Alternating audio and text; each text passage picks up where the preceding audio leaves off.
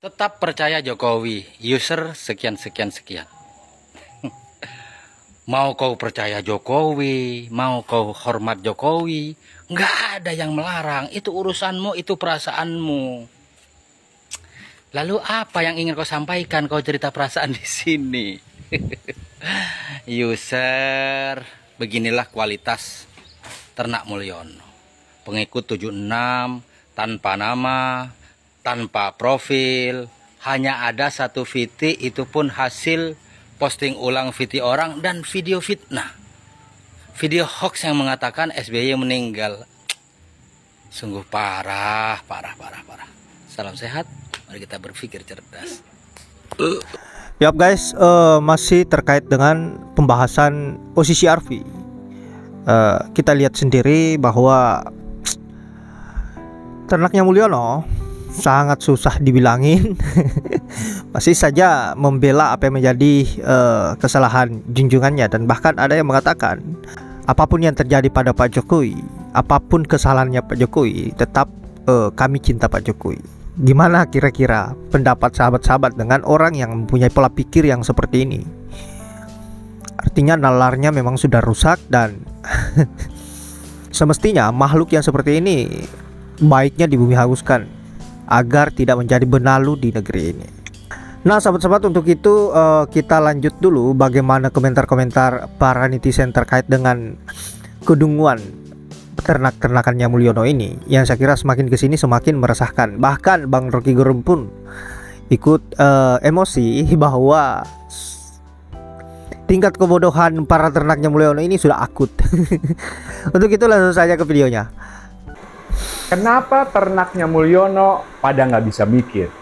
Kenapa? Kenapa Mulyono sampai ada di peringkat 3 daftar nominasi pemimpin terkorup dunia?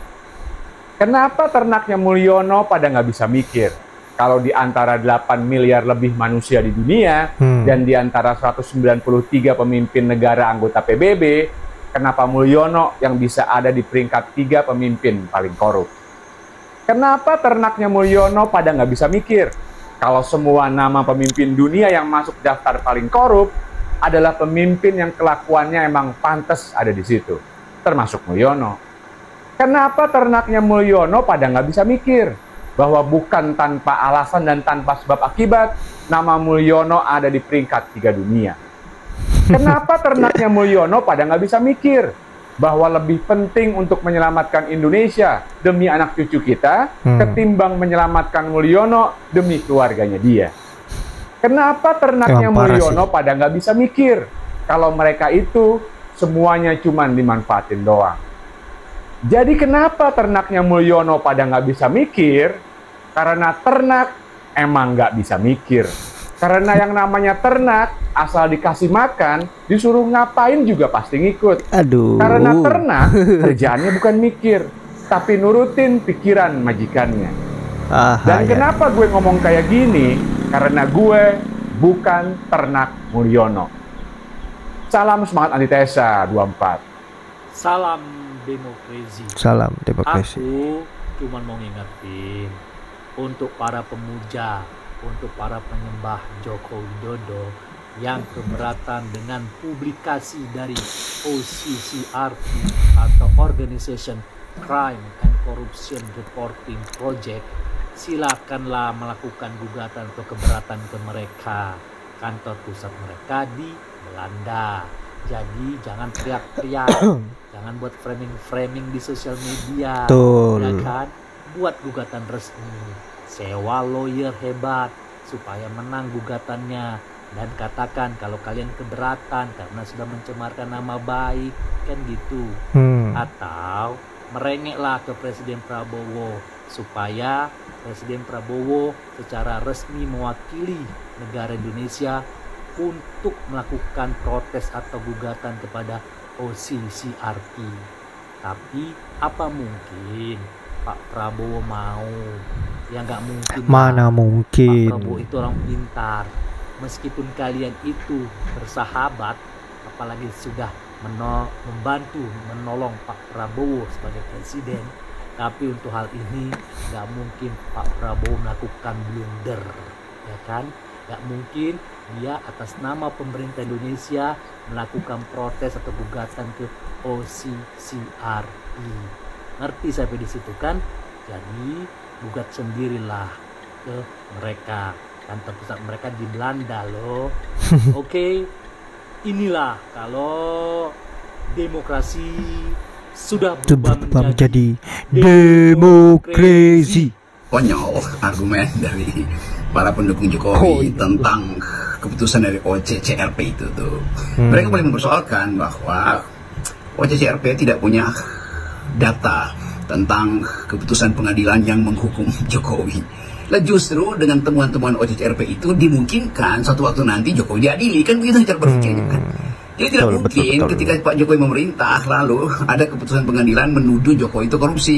Itu konyol cara berpikirnya itu. Jadi ketika beliau sudah lengser, maka ada kesempatan untuk mengingat kembali laporan dari Ubaidillah Badrun. Dr. Ubed melaporkan kasus gratifikasi, kasus pencucian uang yang tidak pernah diproses di KPK itu. Orang akan mengingat bagaimana Jokowi menipu publik, pemerintahannya menipu publik dengan mengatakan bahwa tidak ada Indonesia mengekspor nikel ke Cina itu dalam bentuk barang mentah, dan Cina bilang ada, itu 5 juta ton justru. Itu kan semacam manipulasi itu, dan itu disebut sebagai korupsi. Kemana kalau begitu uang hasil ekspor itu? Dan kita tahu bahwa Presiden Jokowi memanipulasi konstitusi untuk meloloskan Gibran tuh. Semua itu adalah definisi tentang korupsi. Anda cari aja di ChatGPT dan akan dijawab oleh ChatGPT. Dan semua yang kita maksud dengan korupsi itu didokumentasikan dengan baik di dalam laporan-laporan LSM Indonesia tuh. Jadi kalau dikatakan bahwa OCCRP itu hanya melakukan survei, memang dia hanya menerima opini publik, opini rakyat Indonesia tuh, dan itu yang kemudian diputuskan untuk menaruh Presiden kita Joko Widodo di dalam 5 besar koruptor dunia itu kan. Jadi itu sebetulnya dasarnya.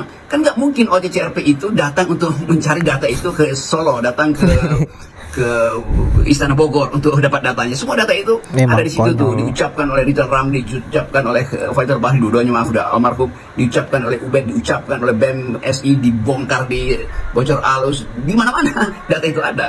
Dan itu artinya publik punya ingatan tentang korupsi Jokowi lalu dibaca oleh sistem internasional tuh. Jadi memang begitu mekanismenya kan. Jadi itu yang menakutkan para jomos Jokowi bahwa satu saat memang mereka nggak bisa kendalikan lagi opini publik kan. Jadi kalau bocor halus masih mungkin Tempo di hack, tapi ini OCCRP itu ada bocor beneran. Jadi bukti bahwa Jokowi korupsi ya itu yang dilaporkan OCCRP. Dari mana OCCRP dapat data itu? Ya dari data pembicaraan publik yang tidak mungkin disidangkan di Indonesia. Begitu cara berpikirnya kawan-kawan yang makin lama makin dangkal membela Jokowi. Itu kita mau terangkan semacam itu. Yap guys, itulah berbagai tampolan-tampolan maut dari para netizen buat Ternakan Mulyono, dan juga ada Bang Rocky Gerung. Saya kira Bang Rocky Gerung sangat geram dengan apa yang menjadi kedangkalan para ternaknya Mulyono ini yang semakin kesini semakin parah.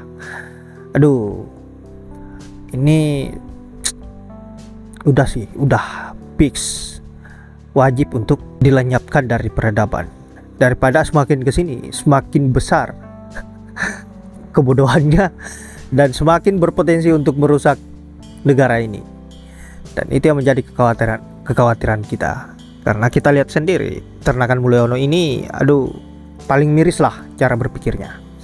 Nah sahabat-sahabat, saya kira hanya itu, dan terima kasih sudah menyempatkan diri untuk menonton. Semoga apa yang saat bisa bermanfaat, dan juga kalian diberikan kesehatan dan juga rezeki yang melimpah. Saya akhiri dengan ucapan wallahul muwaffiq ila aqwamit thoriq. Assalamualaikum warahmatullahi wabarakatuh.